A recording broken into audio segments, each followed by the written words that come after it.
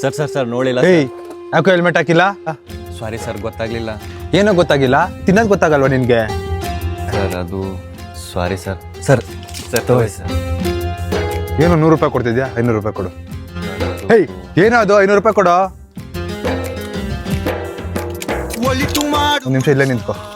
ನೀರೋದು 3 ದಿವಸ ಒಳಿತು ಮಾಡು ಹೇಯ್ ಓಕೆ ಏನ್ ಸರ್ ಅದು? ಓಪನ್ ಮಾಡು.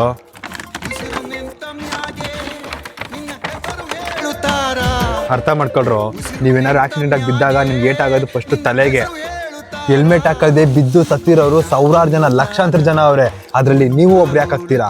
ನೀವು ಕರೆಕ್ಟಾಗಿ ರೂಲ್ಸ್ ಫಾಲೋ ಮಾಡ್ತು ಅಂದ್ರೆ, ನೀವು ಕರೆಕ್ಟ್ ಆಗಿತ್ತು ಅಂತಂದ್ರೆ ನಾವ್ಯಾಕೆ ನಿಮಗೆ ಫೈನ್ ಹಾಕ್ತೀವಿ? ನೀನೇನಾದ್ರು ಆಕ್ಸಿಡೆಂಟ್ ಅಲ್ಲಿ ಬಿದ್ದು ಸತ್ತೋಯ್ತು ಅಂತಂದ್ರೆ ನೀನು ನಂಬ್ಕೊಂಡಿರೋ ಅಪ್ಪ ಅಮ್ಮ ಅಣ್ಣ ತಂಗಿ ಇಲ್ಲ ನೀನ್ ಮದುವೆ ಆಗಿದ್ರೆ ನೀನ್ ಹೆಂಡತಿ ಅನಾಥ ಆಗ್ಬಿಡ್ತಾರೋ, ಅವ್ರ ಬಗ್ಗೆ ಸ್ವಲ್ಪ ಯೋಚನೆ ಮಾಡಿ.